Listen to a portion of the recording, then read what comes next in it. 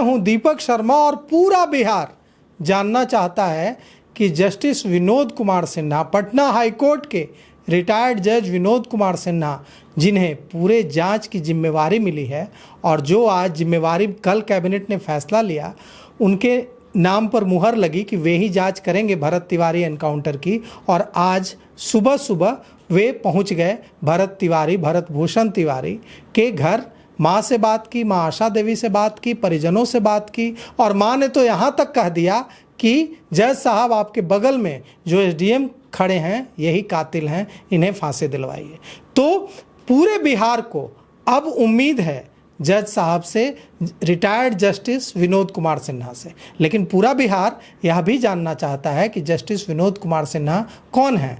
तो जस्टिस विनोद कुमार सिन्हा के बारे में हमें बताएंगे टाइम्स ऑफ इंडिया समेत तमाम राष्ट्रीय बड़े अखबारों में काम कर चुके वरिष्ठ पत्रकार, देश के जाने माने पत्रकार लौ कुमार मिश्रा, जो जुडिशियरी को, पटना हाई कोर्ट को और पटना हाई कोर्ट से लेकर सुप्रीम कोर्ट तक को बेहद करीब से जानते हैं, पूरे न्यायिक व्यवस्था को समझते हैं। तो सर, ये जो जस्टिस विनोद कुमार सिन्हा हैं, इनके बारे में हमारे दर्शकों को बताइए। जस्टिस विनोद कुमार सिन्हा 1997 में हायर जुडिशल सर्विस में बिहार में ज्वाइन किए, मतलब एडीजे में। उसके बाद वो मतलब फर्स्ट क्लास जुडिशियल मजिस्ट्रेट के रूप में उन्होंने फर्स्ट क्लास जुडिशियल एडीजे से स्टार्ट किए वो, और फिर मतलब न्यायिक से जुडिशरी में आए एडीजी के रूप में।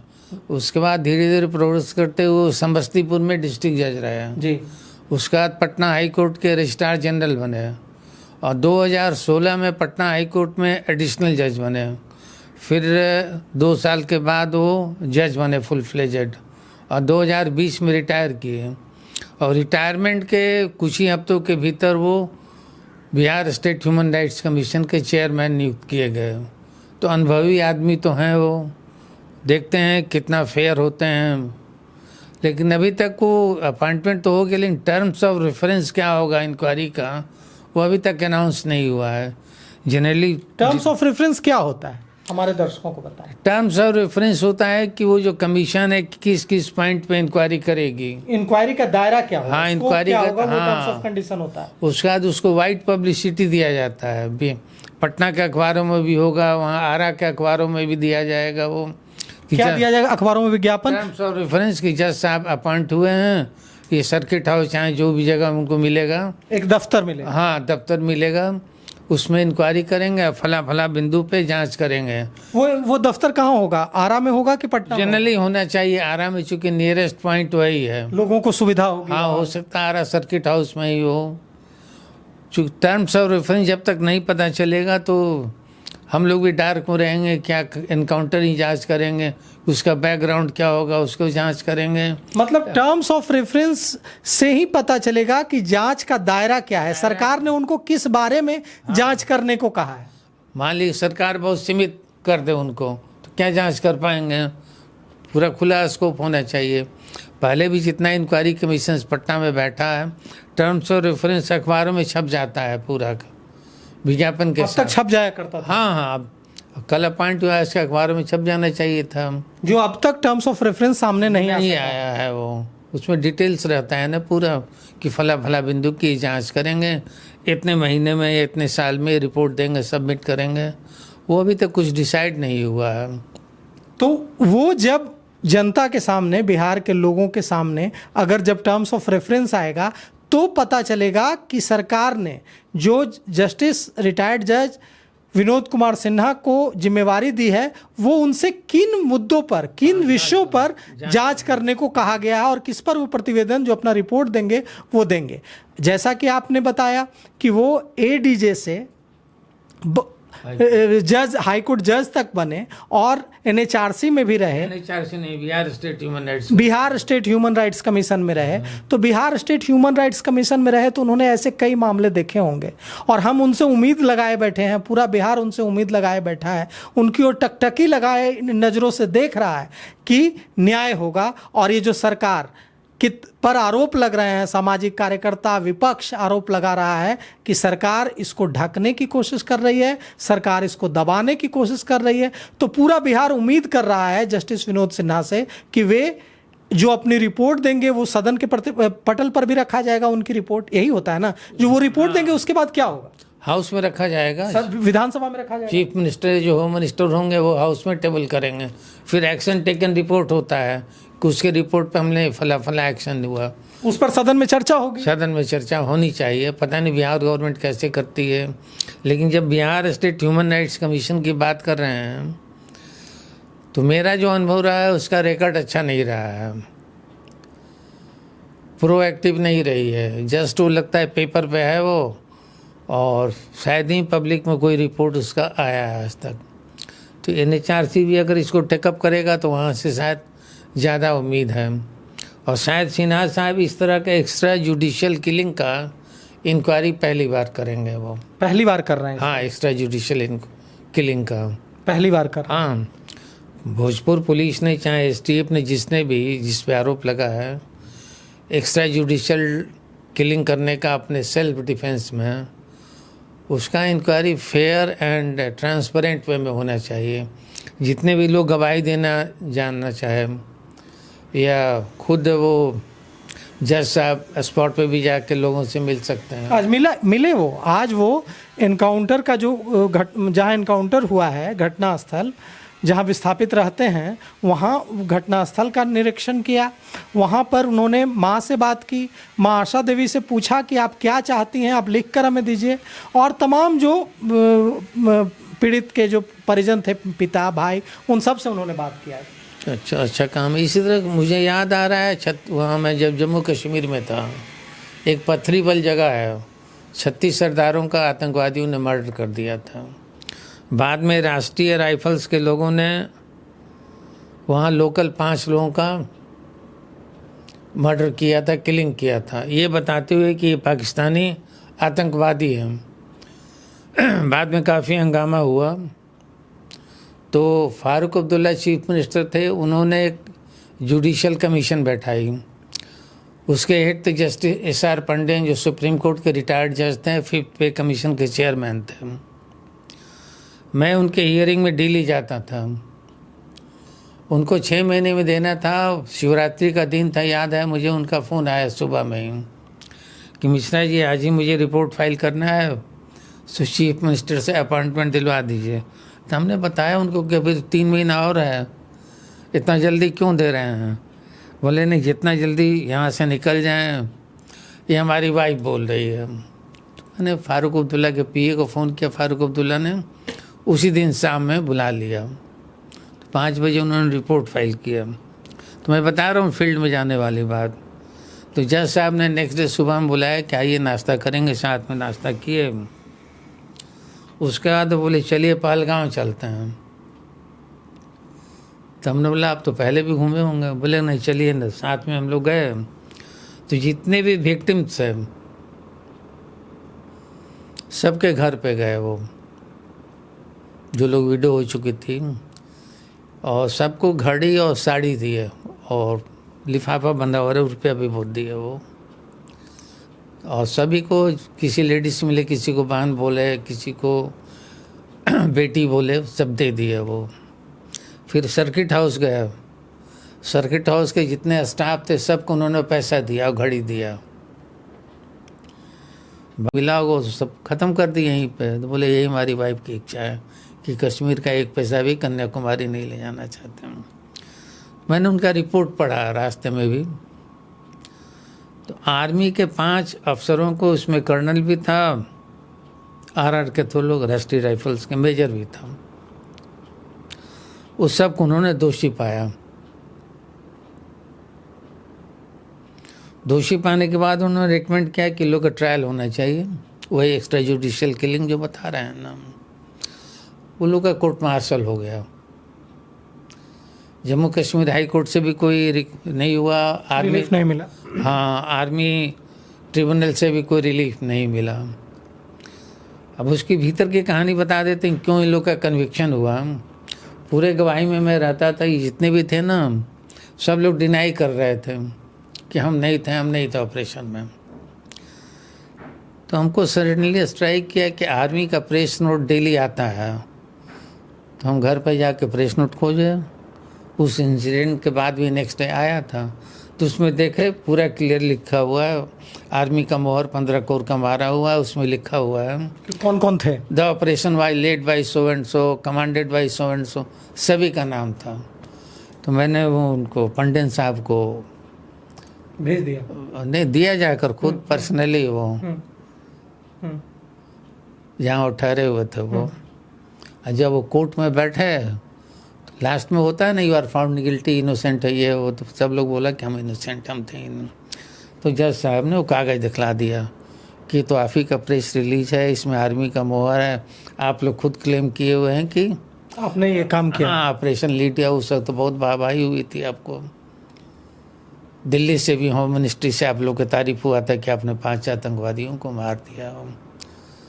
तो लोग नौकरी से भी गए। वो बाद में उसमें ऐसा हुआ कि फांसी की सज़ा भी रिकमेंड हुई थी, बाद में सुप्रीम कोर्ट ने उसमें रिलीफ दिया, लाइफ दिया वो लोगों को। इसमें हम लोग क्या, बिलौटी में भरत भूषण तिवारी, जिसके लिए बिंद मल्लाह और दलित महिलाएं जीतन राम मांझी को क्या क्या नहीं कह रही हैं कि वो हमारे मसीहा थे, जो हमारे लिए लड़ते थे, हमें पैर छूकर प्रणाम करते थे, वो आप उन पर जातिवादी होने का आरोप नहीं लगा सकते हैं और इसे जातीय रंग देने की कोशिश नहीं कर सकते हैं।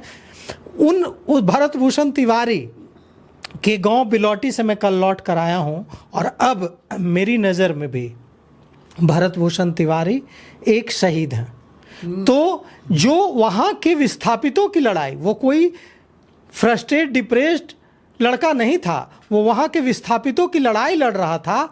और उन विस्थापितों ने बताया, मुझे दिखाया कि ये देखिए जो बल्ब जल रहा है मेरे घर में, वो घर क्या है, झोपड़ी सी है, उसमें ये बल्ब भरत भूषण तिवारी भैया आकर के लगवाए थे, नहीं तो ये बल्ब भी नहीं लगता। तो ये Bharat Bhushan Tiwari fake encounter murder में हम क्या उम्मीद रखें? और एक और सवाल है, पहली बात कि क्या उम्मीद रखें ये बताइए, और दूसरा मुझे ये जानना है कि आम लोग, मैं जब वहाँ गया तो बहुत सारे सामाजिक कार्यकर्ता, गांव के जनप्रतिनिधि, वो they want to participate in the judicial probe, तो वो अगर चाहें तो वो कैसे पार्टिसिपेट कर सकते हैं? नहीं, पार्टिसिपेट का नेचुरल है, अखबार में विज्ञापन निकलेगा, सबको डेट दिया जाता है, वो लोग जाएं अपना एफिडेविट दे के बोले कि हमको ये बोलना है, फिर पर्टिकुलर डेट मिलेगा। पता नहीं कमीशन कितना टाइम लगेगा, मुझे पता नहीं, कुछ समय सीमा तय होगी। अब तो वही तो टर्म्स ऑफ रेफरेंस पता ही नहीं ना कितने दिन में देना है इनको रिपोर्ट। तो लोग गवाही देने जाना पड़ेगा, अगर डॉक्यूमेंट्स लोग के पास हो तो उसको देना पड़ेगा। जैसे वो लड़का एसडीएम क्या का एप्लीकेशन दिया है, मेरे ख्याल से एसडीएम से भी पूछा जाएगा कि कितना एप्लीकेशन था, कौन कौन सा एप्लीकेशन था, नहीं तो उनके घर वालों को देना पड़ेगा, देना चाहिए उनको। आप जैसा लौट कर आए हैं बता रहे हैं पॉपुलर सेंटिमेंट है पॉपुलर सेंटिमेंट किसी क्रिमिनल के लिए नहीं है।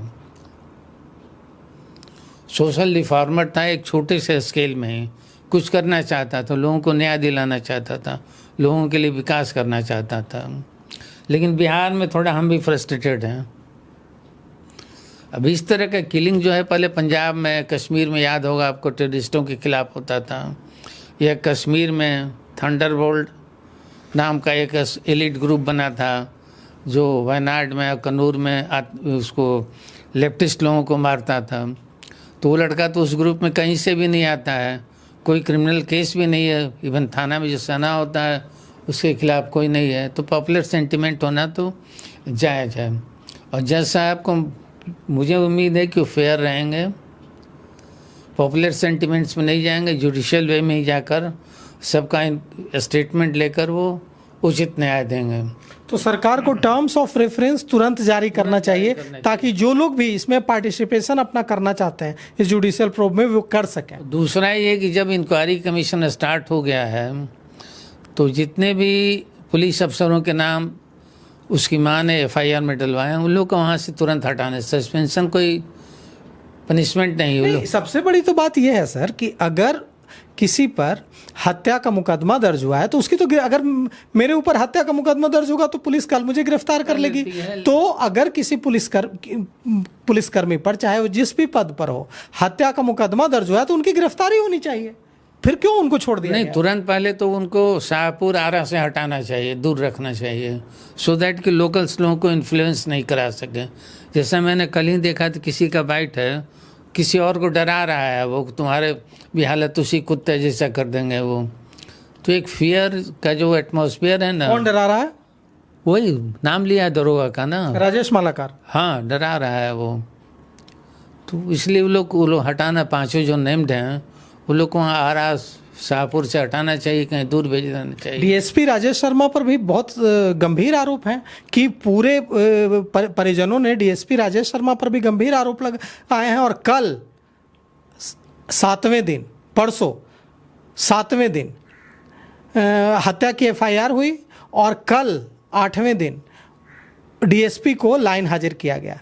तो और अब सवाल ये उठता है कि जो भी नेम्ड हैं, क्या उनकी गिरफ्तारी नहीं होनी चाहिए? लाइन हाजिर तो ही किया होगा, आरा में किया होगा, आरा में पुलिस लाइन है, वो लोग को पटना क्यों नहीं बुला लिया? पुलिस मुख्यालय अटैच किया? हाँ, पुलिस मुख्यालय में अटैच करना चाहिए था। बाकी जो सिपाही दो हैं उनको पटना पुलिस लाइन में अटैच करो, सो दैट कि वो इन्फ्लुएंस नहीं कर सबूतों के साथ छेड़छाड़ ना हाँ, करें। छेड़छाड़ नहीं कर सके, इंक्वायरी कमीशन को वर्किंग में इन्फ्लुएंस नहीं कर सके। तो उनको वहां से हटाना चाहिए, उनको पुलिस मुख्यालय में अटैच किया तुरंत इमीडिएटली हटाना चाहिए, तब वो फेयर और इम्पार्शियल इंक्वायरी होगा, अदरवाइज मुश्किल होगा। तो ऐसे में यह बेहद जरूरी है कि जो टर्म्स ऑफ रेफरेंस है जांच का, उसे, जैसा कि वरिष्ठ पत्रकार लव कुमार मिश्रा ने कहा कि जो टर्म्स ऑफ रेफरेंस है उसको समाचार पत्रों में नियमों के मुताबिक जारी किया जाए, बताया जाए बिहार की जनता को कि दायरा क्या है, स्कोप क्या है जांच का, बताया जाए बिहार की जनता को, सामाजिक कार्यकर्ताओं को कि अगर वे पार्टिसिपेट करना चाहें, किसी भी तरह का इंफॉर्मेशन शेयर करना चाहें इंक्वायरी कमीशन के साथ, तो वो कैसे संपर्क करें, किस पते पर संपर्क करें, कैसे अपना पार्टिसिपेशन करें, अगर किसी के पास कोई एविडेंस है तो वो कैसे शेयर करे, कोई अपनी गवाही देना चाहता है तो वो कैसे, ये सारी चीज़ें सरकार को जनता के सामने जो तरीका है विज्ञापन मीडिया पे भी देना चाहिए, गवर्नमेंट को सोशल मीडिया पर भी देना चाहिए। सोशल मीडिया पे और आरा में जितने भी अखबार हैं पटना से भी छप के जाते हैं, लेकिन आरा एडिशन अलग होगा, उसमें डेफिनेटली देना चाहिए था, इमीडिएटली लोगों को आज ही दे देना चाहिए था वो। तो अगर आज नहीं दिया तो कल जरूर दें, क्योंकि मैंने जो कैबिनेट का जो फैसला आया, जो आईपीआरडी से मीडिया संस्थानों को भेजा जाता है, वो जब मैं पढ़ रहा था तो उसमें 3 लाइनों की सूचना हमें दी गई है। मैं उसमें पढ़ रहा था कि मंत्रिपरिषद ने फैसला लिया है कि जस्टिस विनोद कुमार सिन्हा इसकी जांच करेंगे, ये 1 सदस्यीय जांच कमेटी गठित की गई है, न्यायिक जांच कमेटी। लेकिन सवाल उठता है कि ये इतना इंफॉर्मेशन, इतनी सूचना काफ़ी नहीं है, ये बताना चाहिए कि किन मुद्दों पर जांच करें, स्कोप दायरा क्या होगा, किस बात की जांच कर रहे हैं, किन किन बातों की जांच कर रहे हैं। खाली इतना लिख देना है कि फेयर और ट्रांसपेरेंट मैनर में होगा, वो बहुत ही वो वेग है। हाँ, वेग है, मिसगाइडिंग है, वो स्पेसिफिक पॉइंट देना चाहिए, 10-12 जो भी होगा उनको। तो हम उम्मीद करते हैं कि अब सरकार सुनेगी, क्योंकि जो शख्स, जो पत्रकार लव कुमार मिश्रा ये कह रहे हैं वो प्रधानमंत्री नरेंद्र मोदी के मित्र हैं। सम्राट चौधरी को यह भी याद रखना चाहिए, सरकार को यह भी याद रखना चाहिए कि जो ये कह रहे हैं ये बातें, वो प्रधानमंत्री नरेंद्र मोदी के मित्र हैं। प्रधानमंत्री नरेंद्र मोदी ने कुछ समय पहले उन्हें फ़ोन किया था, फ़ोन करके बात की थी। तो जो विपक्ष कह रहा है, जो दूसरे लोग कह रहे हैं, वो बात अलग है, और जो वरिष्ठ पत्रकार लव कुमार मिश्रा कह रहे हैं वो बात अलग है। ये नियमों की बात कर रहे हैं, ये संविधान की बात कर रहे हैं, ये आईपीसी, सीआरपीसी, बीएनएस की बात कर रहे हैं। और हम उम्मीद करते हैं कि यह सरकार सुनेगी, यह सरकार टर्म्स ऑफ रेफरेंस जारी करेगी और बताएगी कि यह जो जांच है उसका दायरा क्या होगा।